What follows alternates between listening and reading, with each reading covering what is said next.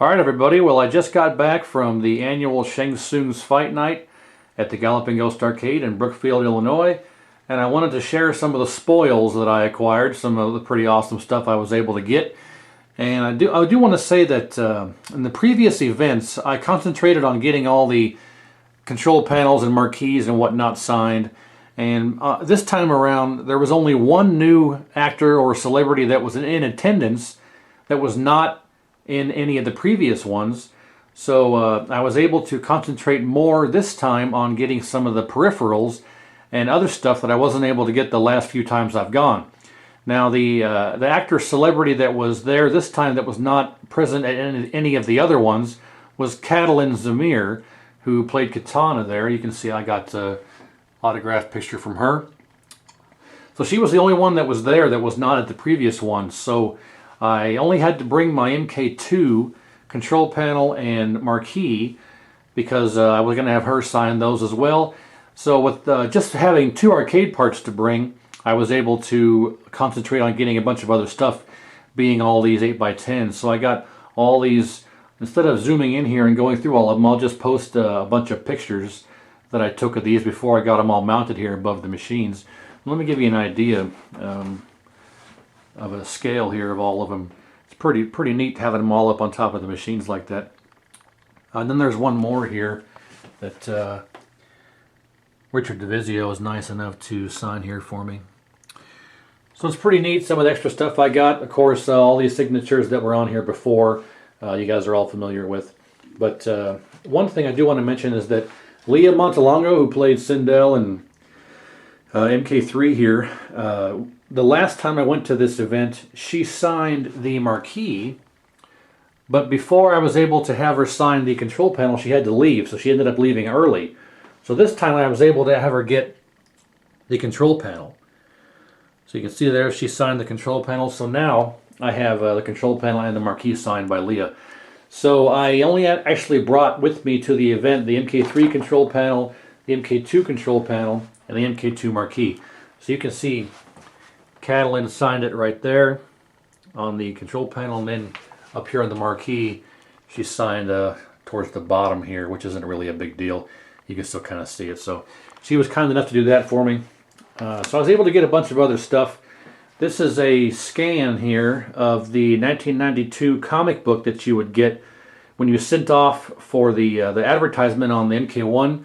You know, would advertise, you know, send a certain amount of money to Chicago and they'll send you a comic book. This is the scan of that, and Carlos Pacina signed it, as well as the original guy who inked it. Might be hard to see, but I'll post pictures here. But you can see the signature there with the arrow to the guy who actually inked it. I forget how to pronounce his last name. His name is Andrew Kudelka, I believe it is. But he signed this. Then I have an 8x10 version of it right there. Yeah, Kudelka, and then you can see he signed it. It's signed right there. So all this stuff's pretty neat to add to the collection and really make some of this memorabilia pretty neat and more collectible, if you will. So I got some of all of these, and then I got the signatures that I was missing for the celebrities that that go to these events, and some neat stuff like that poster and these 8x10s and all that stuff. So it's pretty interesting. And then the MK10 machine, I was actually pretty darn fortunate to have a bunch of or a handful of the NetherRealm Studios personnel who were involved with making the game on hand to sign the machine, as well as two of the greatest MKX players in the world were also on hand for the event. ETC McFly, who resides in Chile, and then Perfect Legend, who is his actual name is Carl White. But if any of you guys were familiar with the Fatal 8 tournament that was going on the weekend before the release of the game, Perfect Legend there was part of the Fatal 8, so he actually got to sign the machine as well.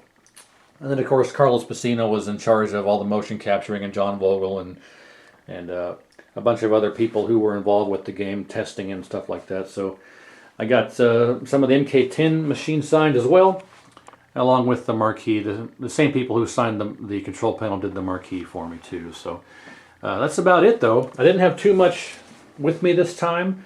because like I say, in the previous events, I was able to get most of this stuff done previously, so I only had to bring, well, I guess I brought the MK10 stuff too, but you know, it wasn't too bad because I didn't bring as much this time as I do, or I have in the past and normally bring to the previous events. I was able to get a bunch of these cool signatures and on these 8x10s and added to the machine, added to the collection. Sorry. So normally, you know, what most people get is most people get these 8x10s and that's all they get.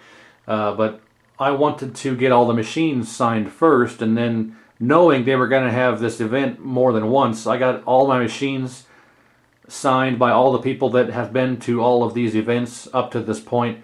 And then with the extra time I had, not bringing so much with me this time, I was able to get all these done too. So that's about it for the live version. I wanted to explain some of that. But I do want to mention who some of these people are. I mentioned ETC McFly and Perfect Legend and Carlos and John. But some of these other people here are, this is Tyler Lansdowne. And I have a cheat sheet here to tell you who some of these guys are. Tyler Lansdowne is known as a community specialist as far as the game is concerned. And then Rigo Cortez, I'm not sure, I'm sorry if he sees this video, if it's Rigo or Rigo or Rigo, I'm not sure how you pronounce his name, but it's R-I-G-O, Cortez, and he's head of social media and community manager. So he signed the machine there. And then you have a 16-bit. 16-bit is the quality assurance, or was on the quality assurance team. I'm not sure if he was the lead QA guy, but he is part of the quality assurance, and he was one of the testers of the game. And then, of course, John Vogel was as one of the game designers, and Carlos was the lead art animation, and also is pretty much in charge of motion capturing, which is what that means. And of course, I mentioned Perfect Legend and ETC McFly. And then someone else signed it here, but I forget who it is, and I can't read his signature, so I'm sorry, I don't know who that is, but there's one more person there that signed above the NetherRealm logo, so he's part of the team members as well. So it's pretty neat to have all those guys do this for me. So I appreciate all the effort they did to accommodate my wishes here on signing this.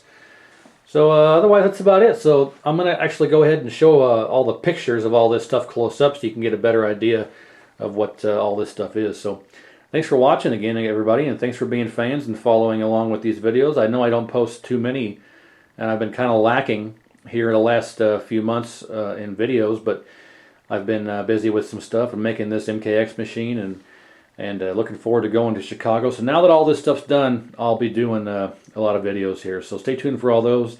And again, thanks, and stay tuned for the pictures and details regarding all the extra stuff I got. So thanks, and we'll see you next time.